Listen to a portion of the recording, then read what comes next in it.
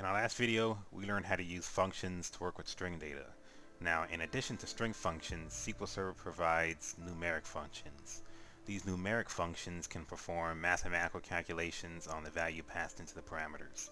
So in this video, we're going to learn how to code the most commonly used numeric functions. Hey everyone, and welcome back to the SQL Server Series. This video is brought to you in reference to Joe Marach's SQL Server 2016 for developers. If you're interested in purchasing a copy of this book, then please follow the link in the description below. The round function rounds the number to the precision specified by the length argument. You can also use the round function to truncate a number to the specified length. To do that, you can code any integer value other than 0 for the optional function argument. The isNumeric function returns a Boolean value that indicates if it's an expression or if it's numeric. Now the next three functions, ABS, ceiling, and floor, can be used to get the absolute value of a number, the smallest integer greater than or equal to a number, or the largest integer less than or equal to a number. The square and square root functions are used to calculate the square and square root of a number.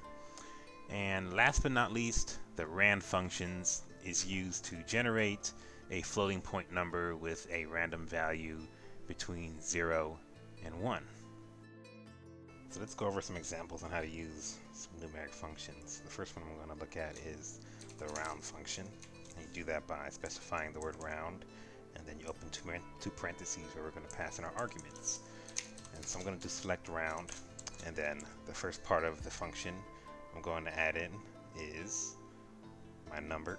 So I'm going to say 12.5, and then my length is going to be 0. Now remember, this is going to return the number to the precision specified by the length, and if the length is positive, the digits to the right of the decimal point are rounded. If it's negative, the digits to the left of the decimal point will be rounded. So since our length is 0 and it's positive, it's going to go based off the right, and it rounded it straight to 13.0. The next one is isNumeric. We can do select isNumeric, open up two parentheses, and then remember the isNumeric function, what that's going to do is return a Boolean value that indicates if the expression is numeric. So if we were passing a number into these, in between these parentheses as an argument, it'll give us either a 1 or a 0 if it's a number. If it is not a number, then it'll give us a 0. So I'm going to put in negative 1.25, and then I'm going to run this select statement, and we get back a 1. Now let's see how I would have passed in a string value like SQL Server. Is it numeric? No, it is not, and it gave me a 0. So that's how the isNumeric function works. The ABS function, if we do a select ABS and open up parentheses here, is going to give us the absolute value of a number.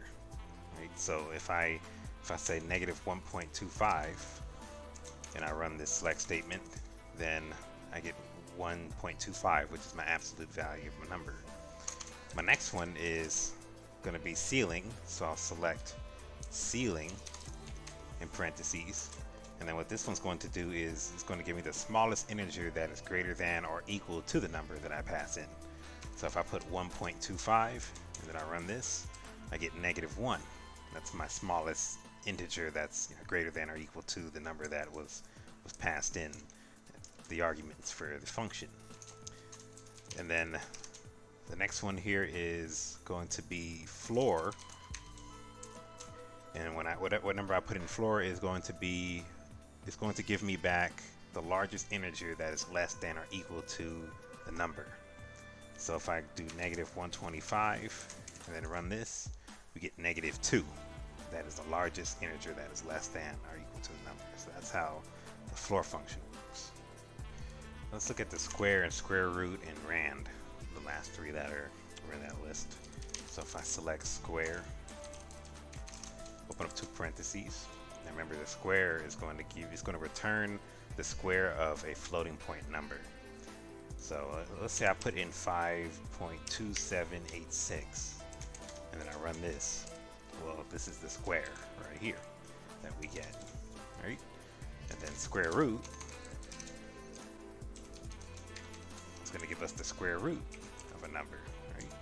These are all mathematical operations that you'll have to learn, that you not only in SQL, but if you took a basic math and algebra course, then you learned the square and the square root functions, and then you also learned the rand function that's going to give you, a random number,